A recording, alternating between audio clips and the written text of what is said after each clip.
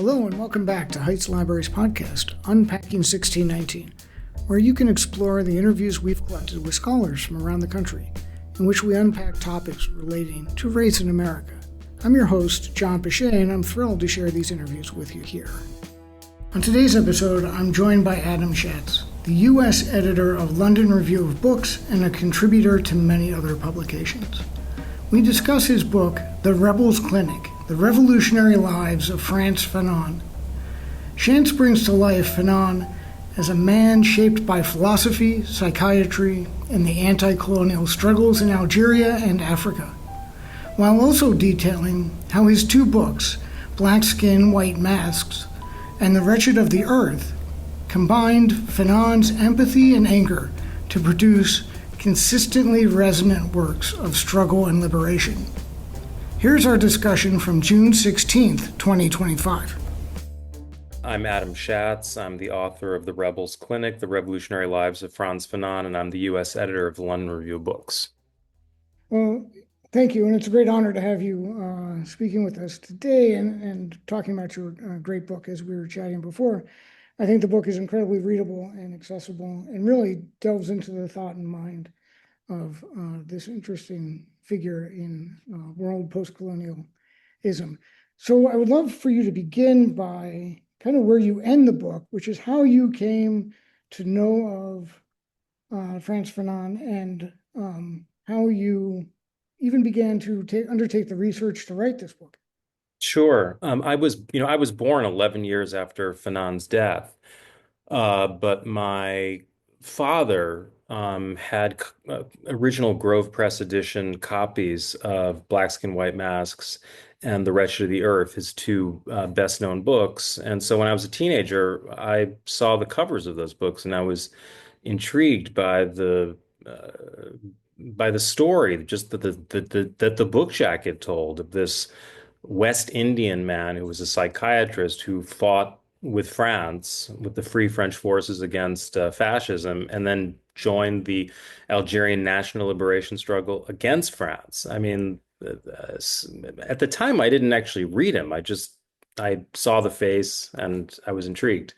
And then when I was in college, I read him in a French class. I read Black Skin, White Masks in a French class, and I was really struck by the power of his writing, by the way that he combined the visceral and the analytic.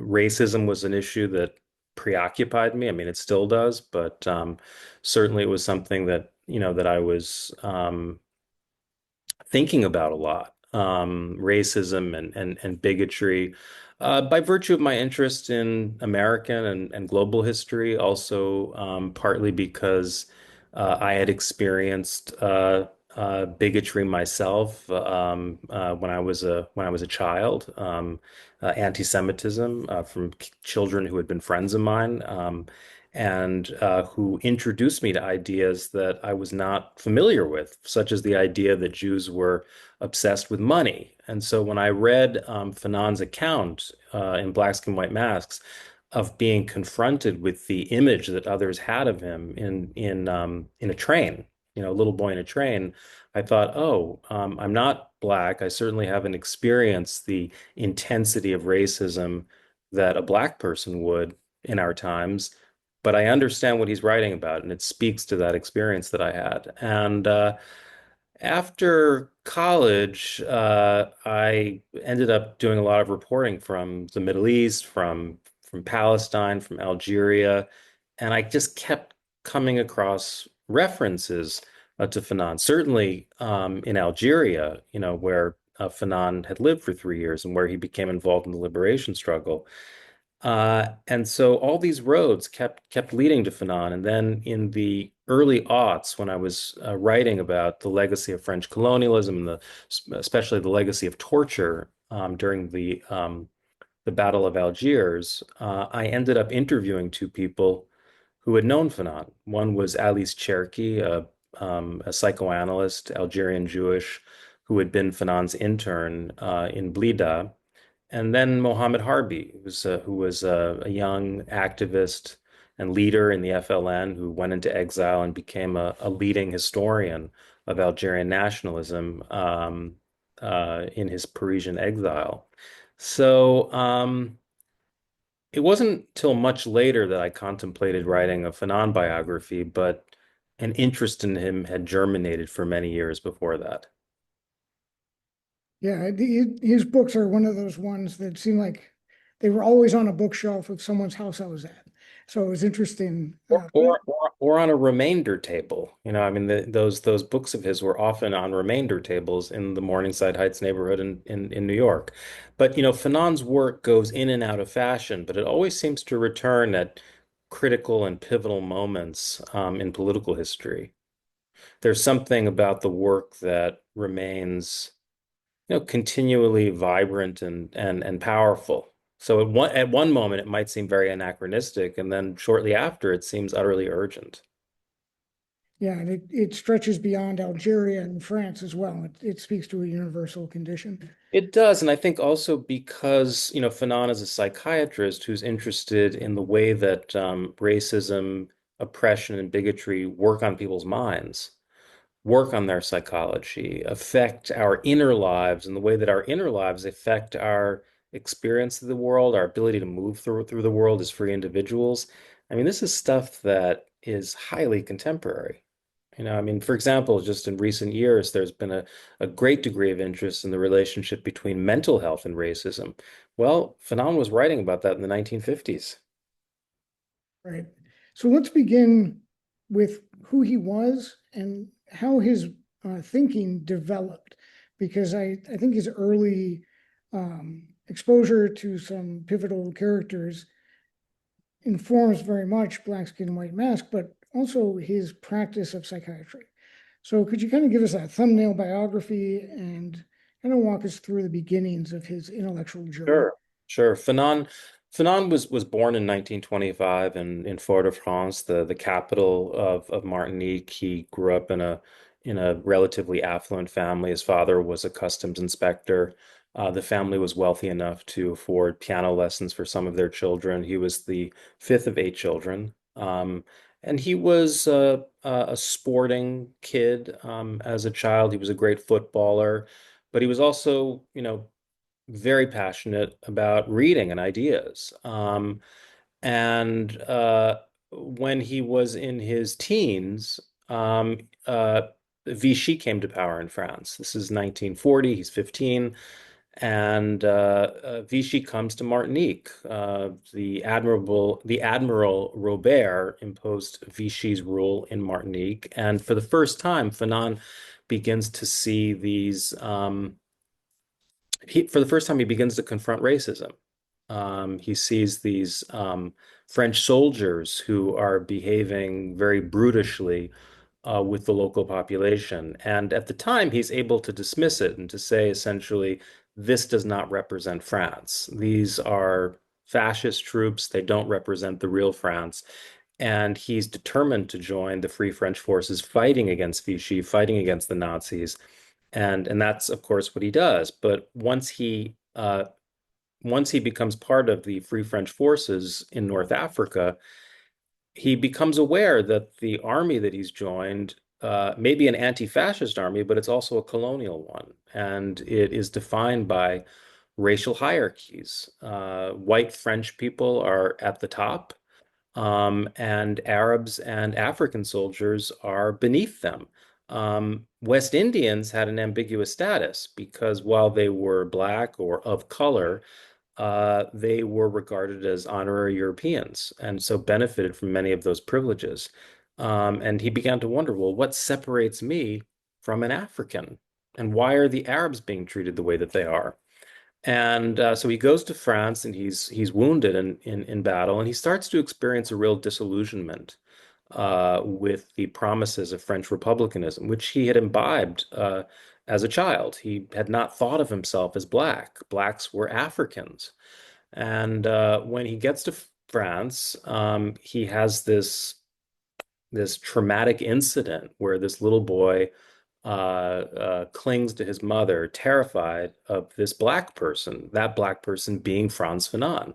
And Fanon is shattered. He just can't imagine how this boy could regard him as a threat. And he begins to realize that in this boy's mind, he is associated with things like cannibalism and savagery and anti-civilization and so forth. And that leads him to immerse himself in a mystical idea of blackness that comes out of the poetry of Léopold Senghor, the founder of the Negritude movement, along with Aimé Césaire, the Martinican poet and statesman.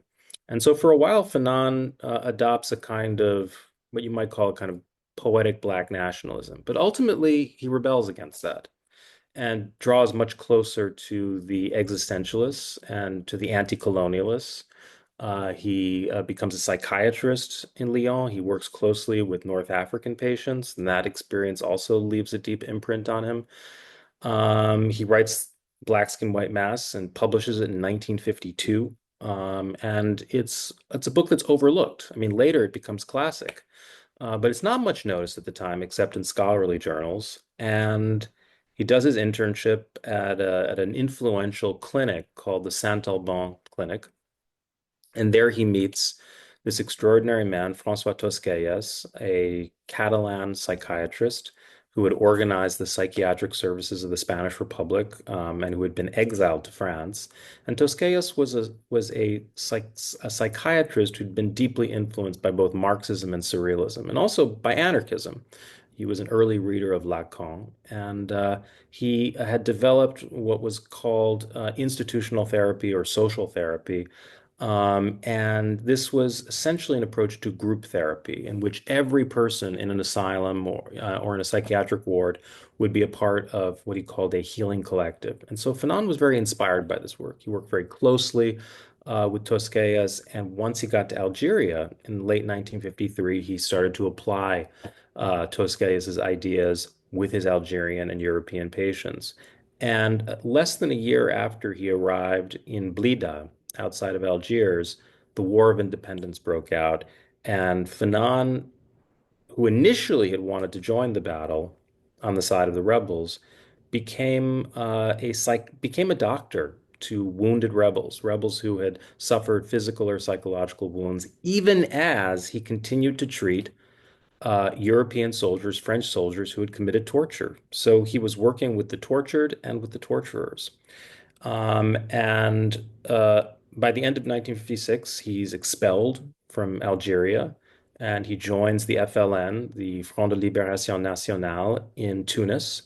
And there he assumes an increasingly prominent role with the Algerian government in exile, with the rebels. He becomes an itinerant ambassador in Accra. He survives various assassination attempts. And after being diagnosed with leukemia in 1960, he starts to write his magnum opus, The Wretched of the Earth, which becomes the most influential work of anti-colonial writing in history, really, and inspires revolutionaries throughout the world. And he dies in December 1961, days after his book is confiscated by the French. He dies in, of all places, the United States, in Bethesda, Maryland. He had not wanted to be in the United States. He regarded the United States as a country of lynchers, but he had little choice. He got the best care that he could there. And after his death, posthumously, he reemerges as this kind of guru-like figure for anti-colonial revolutionaries, and then later as an inspiration to thinkers in the anti-colonial movement, in Black consciousness studies, in phenomenology and psychiatry. I mean, today he's a global theorist. He's someone who is, I think, important to people far outside academic and political work. Artists and writers, even musicians draw inspiration from his work. Yeah, it's in certain circles, it's hard to avoid him. So I would love to delve a little bit deeper into this idea that he develops about the othering that happens when that little boy looks at him and calls him basically the equivalent of the N-word, and then how that development of madness informs Black Skin, White Mask, but then eventually, well, let's just start with that, and then we'll get into how it develops into the Wretched of the Earth. Sure. I mean that the account that he gives of that incident is in this critical chapter in Black and White Mask called the lived experience of the black man, l'expérience vécue du noir. And Fanon was very interested in this idea of lived experience, le vécu, the way that we internalize and even epidermalize, that's a word that he uses, the experience of racism and how that can result in feelings of inferiority and shame, powerlessness, and in a sense, doubling, reinforcing the effects of racial oppression. And at the same time, Fanon was very interested in the way that racism deformed the experience of the so-called perpetrators. He was not simply writing about the black experience of racism, but about the way that racism was internalized by whites, and how it essentially made it impossible for them to relate to reality. And in some sense, you could link Fanon's analysis of whites and their relationship to racism to the writings of someone like James Baldwin, who always insisted that, the problem isn't us, the problem is you. The problem is the idea is that you need this black figure to define yourself. Where would you be without this figure of terror and fear? Yeah, and I would like to kind of return to that, um, the body of the black person, because it seems to prefigure what's going on today with the idea of weathering and this kind of like generational trauma that is somehow still with us because of the society is constantly, white supremacy is constantly othering the body. And if you could talk a little bit more about that. Yeah, I mean, Fanon draws this contrast between anti-Semitism and anti-Black racism, and he argues that anti-Semitism is intellectual, and that it's about a certain idea of the Jew and who can otherwise pass as white. I don't think that's entirely true, by the way. I mean, for the Germans, actually, there was a very strong sense of the physiognomic particularity of Jews, and we see this in the Nazi cartoons and so on. And of course, a lot of Jews are not really white anyway. They've been made white through history. But the contrast is between the intellectual idea of the Jew and the fear of the black body, the idea that the black person in the white racist imagination represents the biological, and that essentially all the physical things that whites are afraid of, they project onto black people. Now, with respect though to the question of intergenerational trauma, I actually don't think that Fanon gives a very clear answer on that.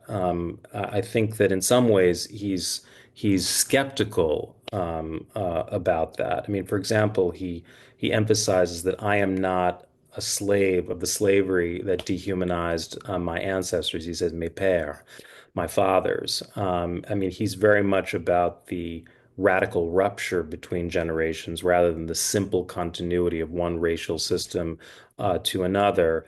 And he doesn't really address himself to theories biological theories of the transmission of trauma, which I think some people have been proposing in recent years. So I'm not saying that it's somehow anti-Fanon to argue these things. I mean, there may be some grounds for it. I'm not a scientist. I couldn't say. But I don't think you'll find the inspiration for that thinking in Fanon's work. Yeah, I think I was thinking more about the lived experience, and you're right to correct that. The fact that it's But he's he, very interested. He's very interested in the body. He's very interested in like what it means to move through the world in a move through a white majority society as a black person. I mean, for example, so Fanon was very influenced by the phenomenologist Maurice Merleau-Ponty, who was part of the temps moderne circle close to Sartre and Beauvoir, and he attended Merleau-Ponty's lectures in Lyon. And for Merleau-Ponty, part of what defines us when we go out into the world is anonymity. We're not really noticed. No one knows who we are. And for Fanon, the black person is denied that elemental right of anonymity. You're always marked. You're always seen not for who you are, but you're seen as a black person. And so Fanon did feel that the corporeal nature of racism defined black experience. Yes, thank you. And I wanted to get to Maru Bronte. I don't speak French, so forgive my Don't worry about it. my pronunciations are terrible. But I'd like to move now into his experience in Algeria and how I want to drill down on what you were talking about when he was in the hospital, because he had a secret kind of covert operation where he was seeing rebels and people who were opposing the French, but then, as you said, his day job was to deal with the French. So could you talk Well, to he was, well, his patients, many of his patients were Algerian Muslims, and then some of them were Europeans, but a hospital in French Algeria couldn't take a position in favor of an armed rebellion against France. I mean, it would have been impossible. He would have been tossed out of the country or imprisoned or both. So he really had no choice but to operate in absolute clandestinity. I feel that you made a really good point and a strong point in the book that said that this experience really doesn't radicalize him, but changes his thinking. And I would love for you to talk about his experience in this environment and how it will eventually lead to Wretched of the Earth. Well, one of the things that happens once Fanon goes to Algeria is that he begins to acquire ever greater knowledge of and ever greater admiration of the Algerian people. He's going out to other parts of Algeria. He's going to the so-called outback, the bled, and he is observing the lives of ordinary Algerians. He's seeing the way that Algerians practice a different kind of medical care as well. He's watching these so-called possession ceremonies where the jinn, the spirit, is exorcised, and he's struck by the fact that the Algerians do not um, blame or punish the person who is suffering from a mental disorder. They blame the jinn. And so, although he's not about to apply that particular method, he's a Western doctor. He's not applying the method at Blida. He's moved by this compassion for those who are suffering and actually contrasts it favorably to what he sees of Western medicine. And, it's important to remember that Fanon is not simply a doctor. He's also a critic of the medical profession for its biases, for its racism, for its general lack of creativity. And Fanon is all about creativity and invention and resourcefulness. And so he sees a people who have been told for well over a century that they're French, when the obvious truth is that they're not. Not only are they not French, they're not going to become French. They will remain Muslims. They're not about to convert. They are not about to stop speaking Algerian Arabic or Amazigh, the Berber language.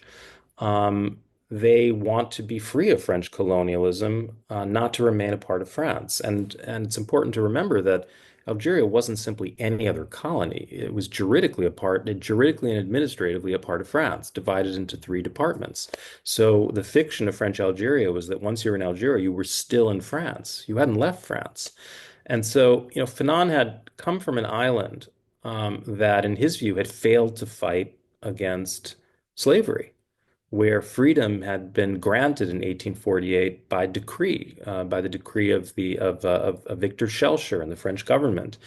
And part of the analysis of Black Skin, White Masks emphasizes this failure and the kind of shame that results in this lingering desire, this persistent desire, which exists still to this day, to assimilate to a French model, to speak the most impeccable French without any kind of accent, to insist that one is French and not black, and so forth.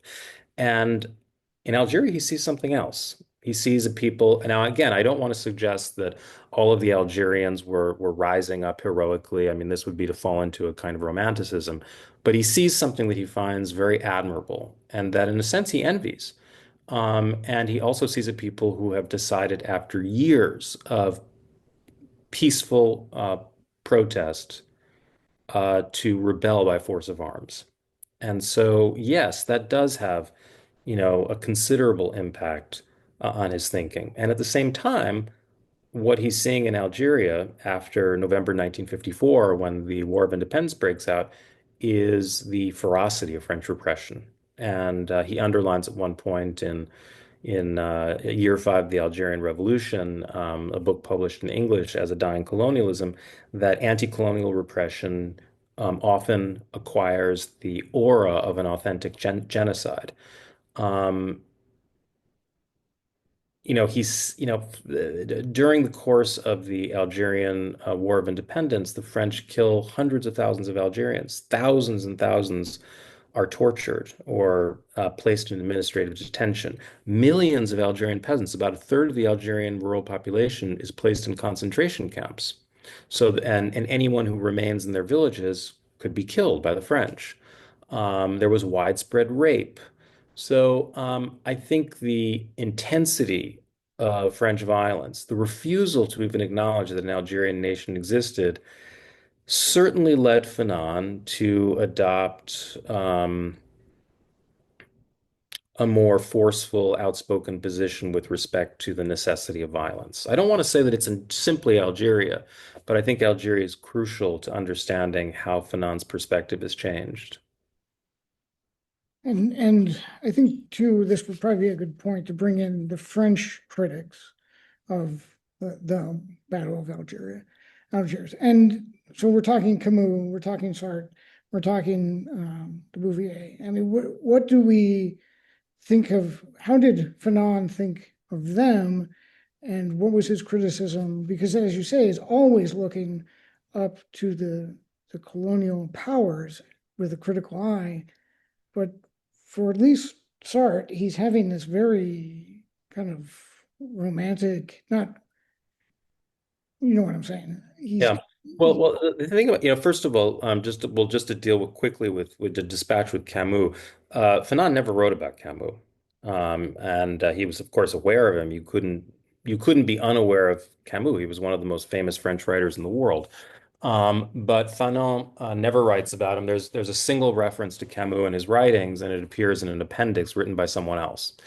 I talk about Camus in the novel because, sorry, in my biography, because Camus, I think, represents a figure who belongs to another era that is being surpassed by Fanon, and we can see the mounting contradictions in his work because Camus thinks of himself as a man of liberty and great ideals, and yet when it comes to Algeria, where his mother was born, and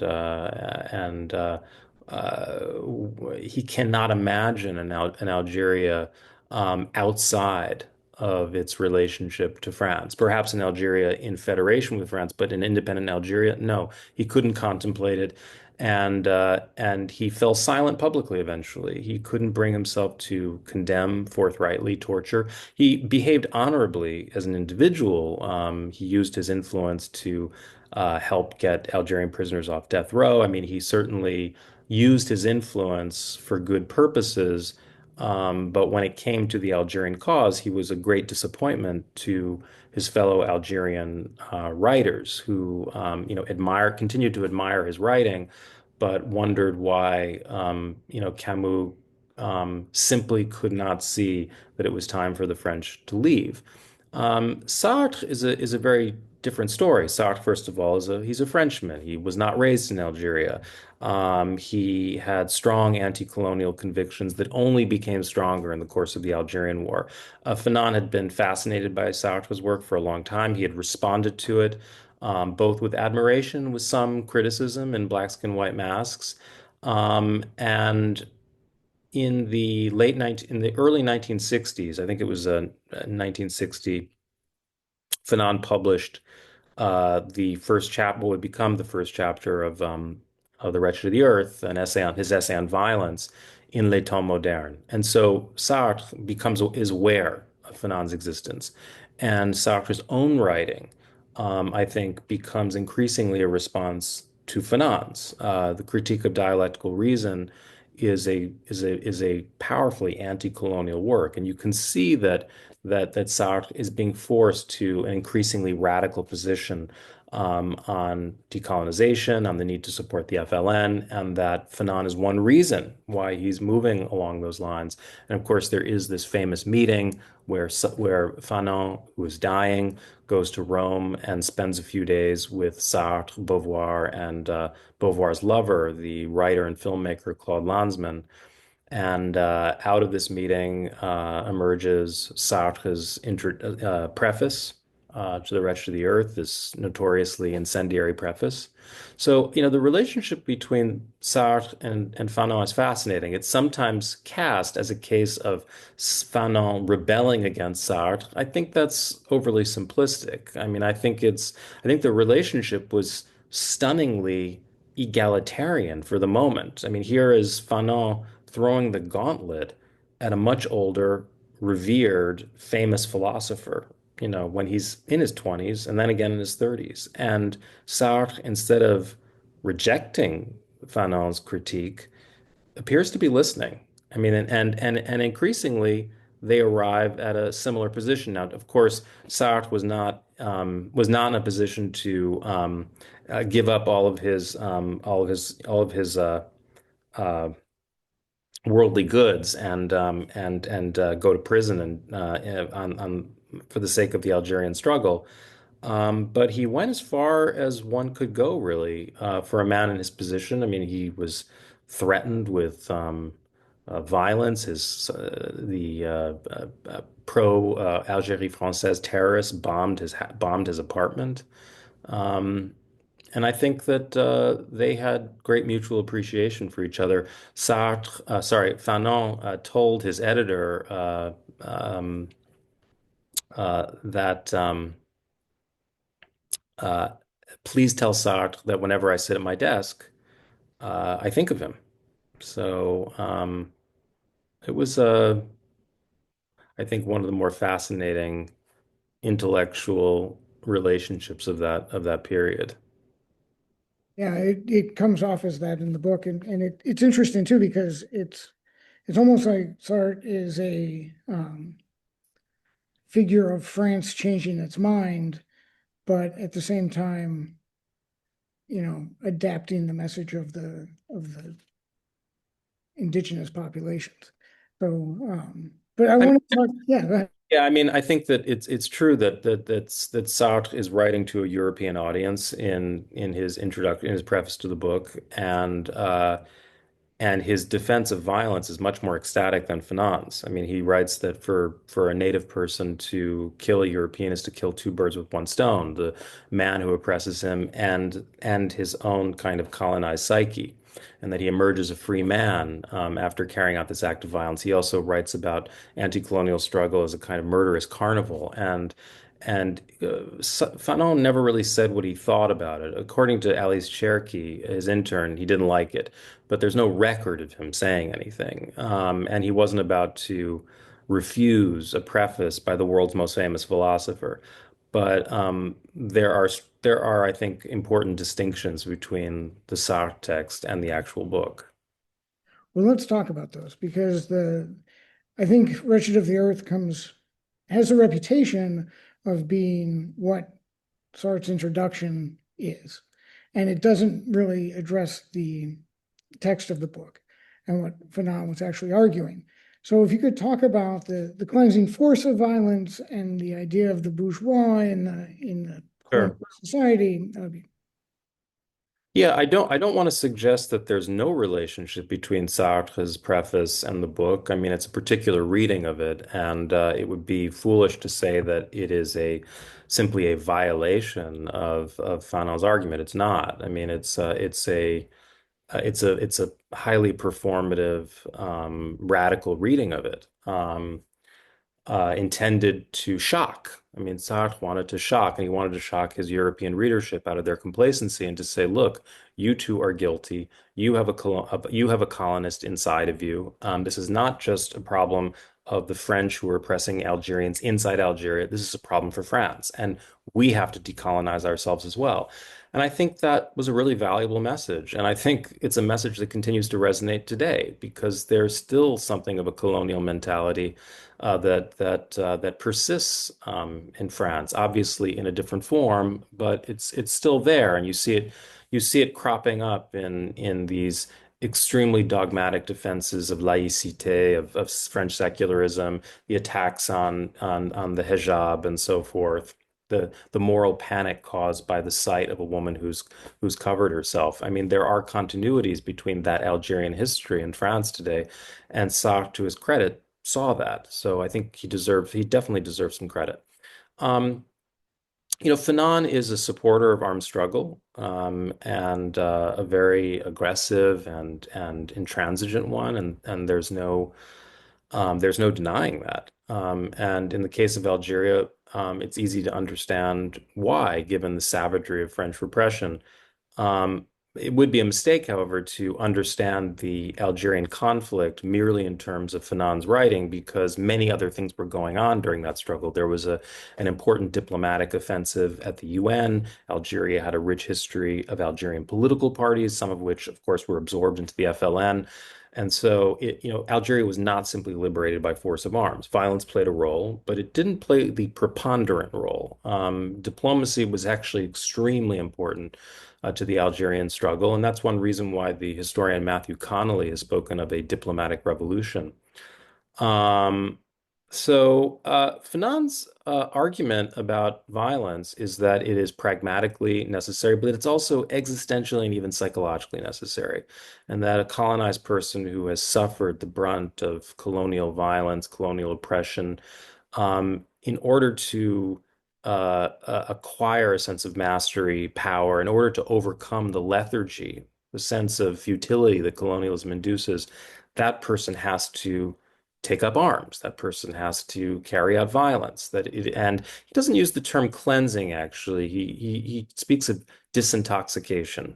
And I think I've been criticized for this, but that is the word that he uses, and I think that it's an important distinction because he doesn't see it as purifying. And in fact, in the last chapter of The Wretched of the Earth on colonial warfare and mental disorders, he writes of the long-term effects of violence on the post-colonial psyche. And he's writing not just about the impact of colonial violence, but of anti-colonial violence as well. He writes about, for example, a rebel in a different context, not Algeria, probably African, who's haunted by the violence that he committed during the war. Every year, there's an anniversary of the operation that he undertook in which a number of Europeans were killed. And he's terrified to think that he may have killed people who were relatives or friends of people he's befriended since independence. So I think as a psychiatrist, Fanon couldn't fully accept the idea that violence um, was a solution that would solve all of the problems of the liberated nation. I mean, he knew that violence had a long afterlife, but he saw it as a necessity, and he did see it as a psychological necessity. And yet, at the same time, what sort of violence was he talking about? Um, I believe that he was speaking about the violence carried out by a national liberation group, um, and not he was not speaking about random acts of violence. He understood that random acts of violence would occur. He understood that people who had been deprived of the ability to channel their aggression in their everyday lives would have to express that violence somewhere. And that violence could come out in a variety of forms, some of them quite ugly. I mean, he was under no illusion. He wrote that the colonized person is a persecuted person who dreams constantly of becoming a persecutor. So not every act of violence is something that is glorious, heroic, or to be celebrated. The violence has to be channeled into a discipline and strategic struggle. Um, does this mean that Fanon was against all forms of violence aimed at civilians? No, it doesn't. And we don't know exactly what he would have made of certain acts of violence. We do know, however, that he bemoaned the almost physiological brutality displayed by some people in the struggle. He regretted it. We also know that Fanon deplored what he called a politics of hatred, anti-racist racism, and the legitimate desire for revenge. He argued that these will not ultimately sustain a liberation struggle. So, yes, he supports armed struggle, without a doubt, but it's more nuanced than that. And so it's entirely understandable that Fanon would be an inspiration to national liberation groups which celebrate liberation through the gun. And I don't want to suggest that that's a misreading of Fanon. It's not. But I do think there's more to what Fanon writes that deserves to be considered. Yeah, and his idea of the post-colonial nation is interesting to me.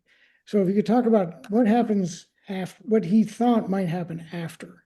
Well, I think that's kind of astonishing when you consider that Fanon died in December 1961 and that 1960 marked the year of Africa, the year that so many countries in what used to be called sub-Saharan Africa achieved their independence. It's all the more extraordinary that he had this vision, this very bleak vision of what might happen post-independence. He's already warning that an avaricious national bourgeoisie would seize the reins of power and would rule almost in a colonialist fashion against the desires of the colonized masses who had suffered the most from colonial rule. He's in no way saying that independence was a mistake. Certainly not. Independence is a necessary struggle, and it is a gain because once a country has sovereignty, it enters history, right? The colonized have been prevented from becoming historical actors. Once the nation achieves independence, you enter history. But he was all too aware that Africa that post-independence Africa might see the emergence of essentially dictatorial regimes dominated by a clannish national bourgeoisie that would, of course, each year at the celebration of independence would assemble the masses to thank them for liberating the country, and then would leave them to their own devices for the rest of the year. Now, how is it that Fanon saw all this coming? I mean, I think that he understood this because he had been spending a lot of time traveling in sub-Saharan Africa as a traveling ambassador for the FLN. He took this position in 1958. But I think it's also because he saw what was happening inside the Algerian movement. He was seeing score settling and violence among his comrades. He was aware that his mentor, Aban Ramdan, great Kabyle leader who had been the architect of the struggle inside Algeria, he was all too aware that Aban Ramdan had not died on the battlefield, as the newspaper El Mujahid, which Fanon partly edited, announced. In fact, he had been lured to Morocco and strangled to death by his comrades. So he saw these things. He also saw what happened to Patrice Lumumba, who had been his friend in Congo. So Fanon is very concerned that unless a social revolution follows the national revolution in these countries, the people who suffered most from colonialism will continue to suffer, albeit under their quote unquote their own. Yeah, it was a bleak vision, which proved to be all too true. So the book is published posthumously, and it kind of takes on, it's almost immediately ignored. And then, but it takes on this life, as you say, that kind of cycles in and out when it's needed the most. Could you just briefly give us an overview of the afterlife of Fanon's work? Sure. I mean, Fanon's work was tremendously influential in the late 1960s and 70s among liberation movements in Southern Africa, in Palestine, to some extent in Latin America. It was Che Guevara who arranged for the translation into Spanish. But he was also very important in those years to the Black Panthers and to African American psychiatrists who were interested in writing about what was then called Black Rage, but also in the feelings of inferiority experienced by young Black children when they ended up going to integrated schools. Fanon wrote very eloquently about how much of a shock it was for Black children to enter a white school and how they immediately became abnormal. Normal children became abnormal. So he was very attractive to these African American psychiatrists and to the Black Panthers. Um, in the 1980s, Fanon would become a very significant figure in the emerging movement of post-colonialism and read almost as a philosopher. So you have people like Homi Bhabha and Edward Said, and also Stuart Hall, the great cultural studies theorist in the UK, writing about Fanon in a variety of ways, using him for their purposes. I'm writing very well on him. The writings of Stuart Hall and Edward Said in particular, I think, are extremely insightful.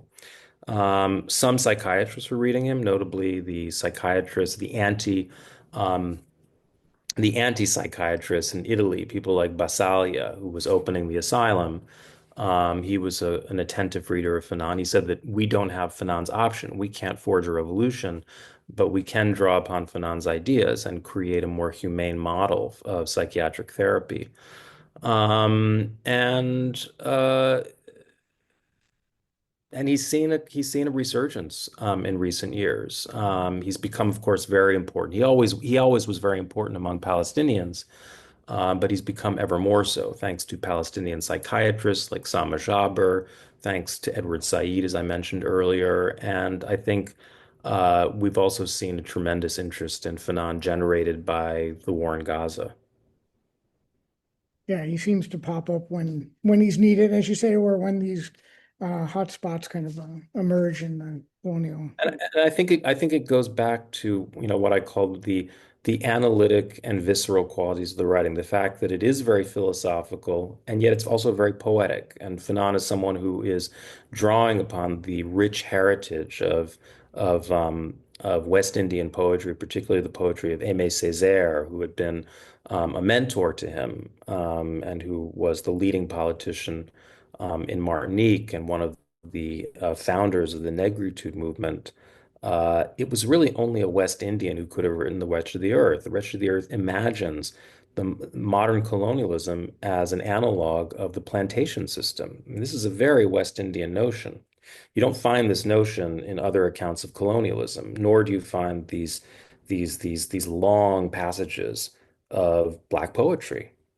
So uh, I think it's that I think it's the texture of the writing as much as the argument. I think it's the mood of insubordination and resistance that courses through the work that draws people to it. It's not simply the analysis. The analysis, yes, but it's also the poetic dimensions of Fanon that make him such a contemporary figure. Yeah, it's such a and reading him too. It's the empathetic human mixed within the structure of the system that requires inhumanity sometimes. Yes, yes, exactly. And that humanism, it's funny you should mention the humanism because during the um, uh, during the years of French theory and then post-colonial theory, there was an effort to turn Fanon into a Lacanian or into a kind of anti-humanist. But if you read Fanon properly, he's a radical humanist. I mean, he's not drawing upon Lacan. There are references to Lacan. It's Sartre. Sartre is the figure who's most important to him among philosophers, and he is radicalizing Sartrean humanism. Well, if you had to sum up the book and your experience writing it in a few short sentences, how would you wrap it up? I guess you could say I felt as if I were living with Fanon for a number of years, and I was trying to understand Fanon's adventure, and this dynamic and exciting and often dangerous relationship between lived experience and the writing that appears on the page. I think that there have been many very fine books on Fanon, excellent biographies from which I've profited myself, but it had been my sense that none of these books dramatized the adventure, dramatized this relationship between theory and practice. And that's what I wanted to do in this book. I wanted to give a portrait of an intellectual engagé, a committed intellectual, and to show what he gave to the movement, what the movement gave to him, and what were the advantages, but also the pitfalls of joining a revolutionary movement and becoming a member of a movement that sought liberation, but which was also quite authoritarian. So I wanted to really give an evocative and textured account of this heroic life that was also a very complex one.